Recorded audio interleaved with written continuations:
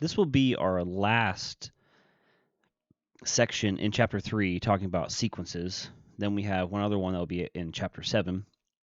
But this is the last one in Chapter 3. We're going to start looking at formulas for arithmetic sequences and seeing a very specific way of writing these formulas to get arithmetic sequences every time. Specifically, we're going to find explicit formulas rather than recursive. So how do you find formulas for arithmetic sequences?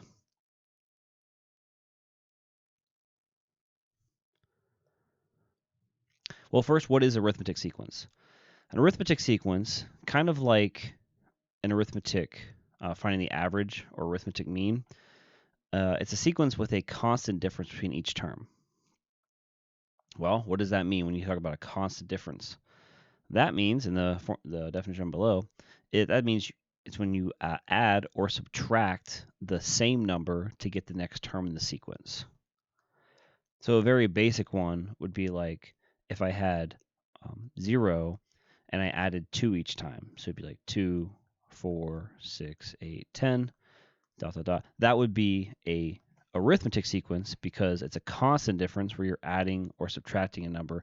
In this case, we'd be adding 2 every single time. So that's an arithmetic sequence. So we're going to figure out how do you find formulas specifically for this kind. First example, we're going to first determine if there is a constant difference. So we'll see if there is one. Then we'll state the difference, whatever it is. So how do we go from 11 to 19 to 27 to 35 to 43? Well, if there's a constant difference, that means we're trying to add or subtract something. So can we add something to get 19 from 11? That would be 8. And if that works for the rest of the numbers in the sequence, then that would be true as a constant difference and it'd be arithmetic. So 19 to 27, add 8. Does that work? Yes. Keep adding 8. Keep adding 8. If it works every single time, then we'll say it is. So yes, it is. And we'll say or add 8 each time. So the ones we're going to be doing today, they have to have a constant difference. So add or subtract the same number. Over here on B, we have 3, 6, 12, 24, 48. So you might be thinking, well, how do you go from 3 to 6? You would add 3. How do you go from 6 to 12? That would be adding not 3, but 6, right? How do you go from 12 to 24? Clearly not going to be adding 3 or 6. This would be adding an extra 12. So this one is not working. This is a no, not constant.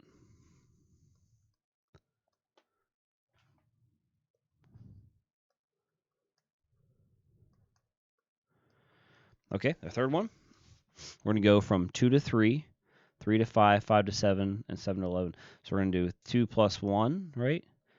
But to get the next one, be 3 plus 2. 3 plus 2 would give you 5. 5 to 7 would be 2, right? But then 7 to 11 would be 4. So this kind of breaks it every single time.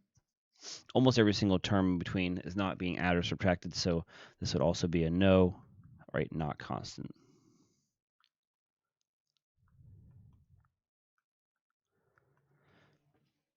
And the last one, we're going to go from 10 to 4, 4 to negative 2, negative 2 to negative 8.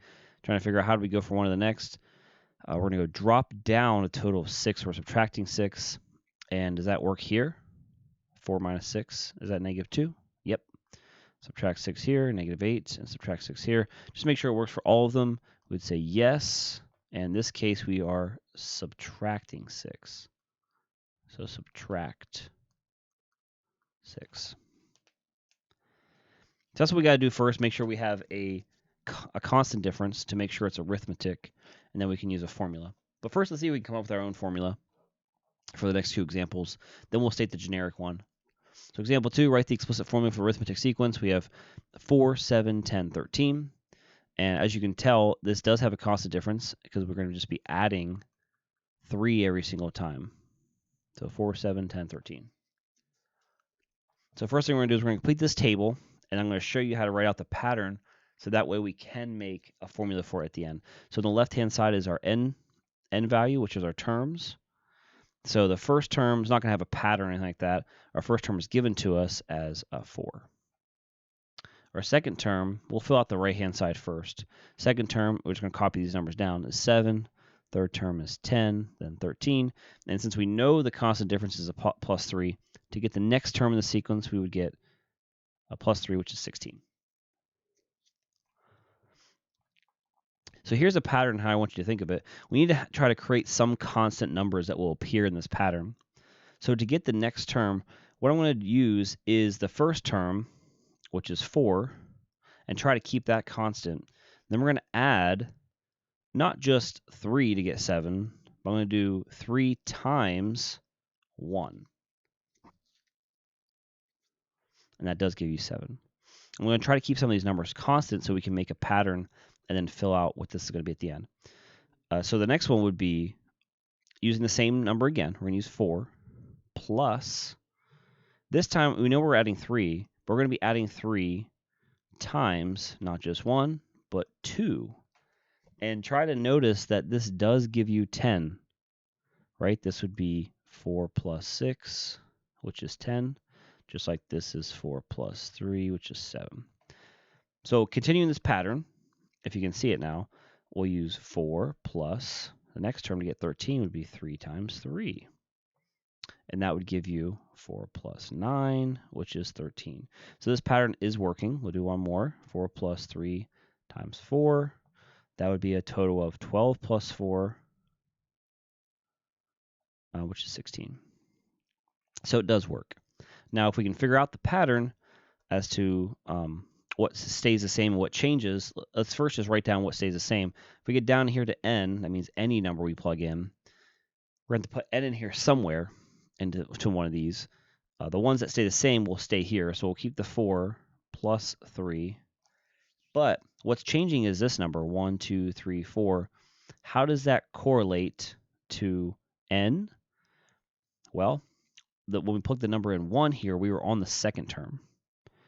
When we put 2, we were on the third term. When you put 3, we're on the fourth term. So we are actually 1 different from each one of these. And actually, compared to the number that we have in here, we're 1 less. So from the second term, we put 1 in. Third term, you put 2 in. So we need to represent that as your term number, but minus 1. And so this could be our formula for the sequence. If you wanted to finish this by making it a little bit nicer, you could also distribute the 3. So either way you want to write it, I'm going to write it both ways. We could have a sub n as a rule would be equal to 4 plus 3 times n minus 1, or a sub n, if you distribute the 3, would be 4 plus 3n minus 3, and we can combine these two to get a plus 1, 3n plus 1. So either one of these would be the general rule for this explicit arithmetic sequence. Arithmetic because it is constant increase or decrease. So we completed the table, found the pattern. Let's do the 15th, 30th term. Now that we know what's going on here, we can just go ahead and plug it in. And we can do either one. I'll do the 15th in the first one we had. Oops. So we'll do a sub 15. And that's going to be equal to 4 plus 3 times 15 minus 1. So you can figure that one out. And then when I do 30, I'll use the new one that's down here, this 3n plus 1. So it'd be 3 times 30 plus 1. And you can put in the calculator or however you want to do it. This would be 4 plus 3 times 14, because you're on 15 minus 1, right? So 3 times 14 is 42, plus 4 is 46. Going up to the 30th term, doing this way would be 3 times 30, which is 90, plus 1 equals 91. So there's your 30th and 15th term, using both versions of this explicit formula. Okay, we're going to try it again. Start out with some bigger number. So we're going to start out with 26 and go down to 22, 18, 14, 10. Let's talk about the constant difference. We are dropping each one of these by 4. So it's a subtraction of 4. If everybody sees that, go from one to the next. So we're going to start with our first term, which is 26, b sub m. Nothing in the pattern, right? And then we're going to go down to the second term, and we're just going to fill this table in. So 22, 18, 14, 10.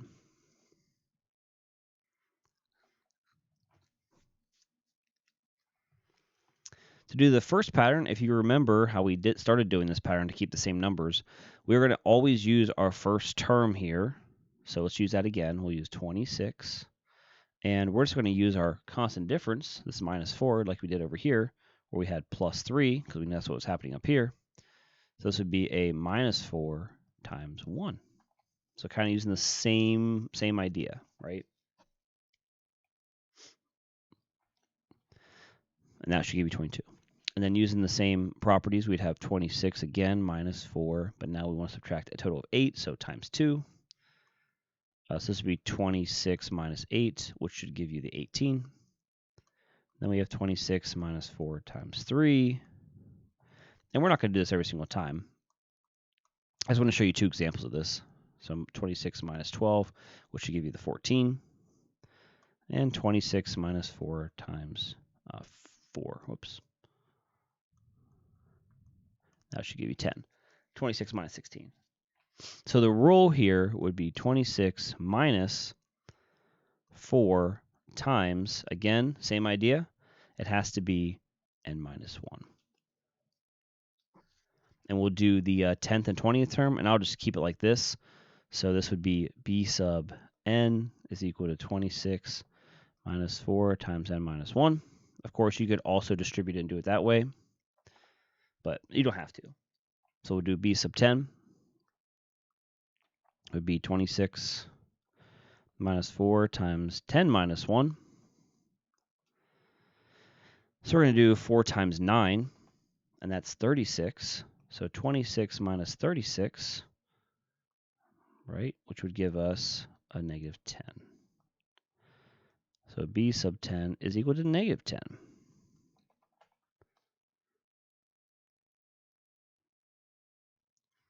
Okay, then we'll do b sub 20.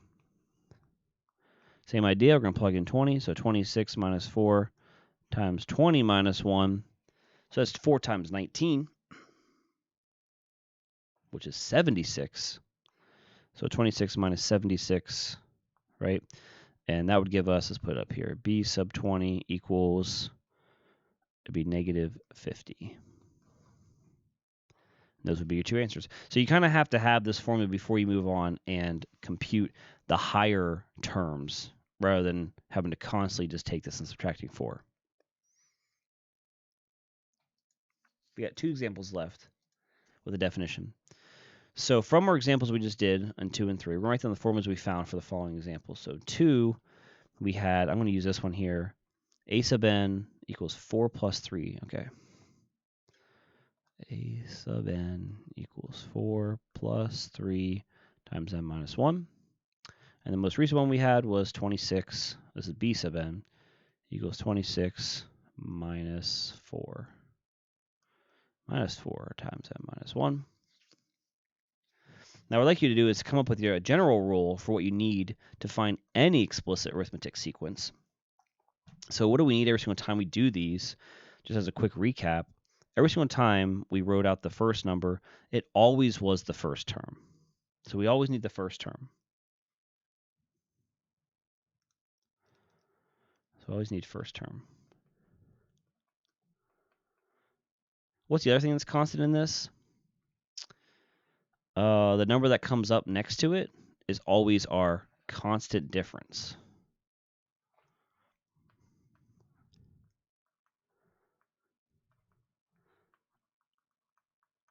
And what else is always in this? Actually, looking at the 2 formulas here, what else shows up the same way every time as we're multiplying it by, so we're going to do a constant difference times, it's always times this weird n minus 1. And that's going to be our generic formula. We need the first term, a constant difference, and we're going to multiply that constant difference by n minus 1. So here's our formula for any generic arithmetic sequence. So nth term of an arithmetic sequence, the theorem is if the first term, the nth term of a sub n, so they're going to use a's in this case, of an arithmetic sequence for the first term a sub 1, and you got to make sure you have a constant difference, they're calling it d, for difference I guess, is given by the explicit formula, so we know to find a sub n, you'd say a sub n equals, What do we need? We need the first term, which is a sub 1. Then we're going to also add that very specific n minus 1 to it. They just put that first for some reason. And we got to multiply that n minus 1 times the difference, which is d. And so this will always work as long as you have a constant difference for a sequence. One more example and we'll be done.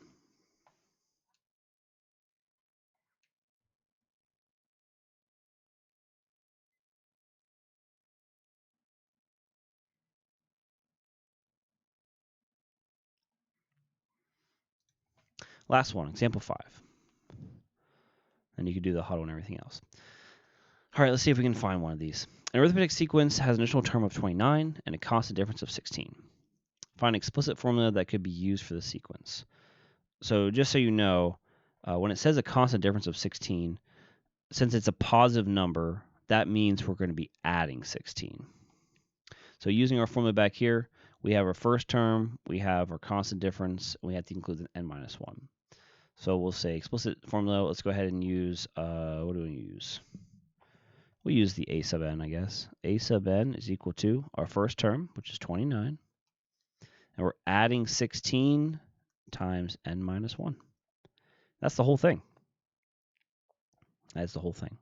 So we'll find the 15th term. Plug in 15 on both sides. 29 plus 16 times 15 minus 1. This will be pretty big. We're going to do 29 plus 16 times 14. So if we put that in our calculator, 16 times 14 is 224, and we'll add 29 to it, which is 253. This would be a sub 15. Okay, now instead of actually having the explicit formula, we're going to then change this to a recursive formula.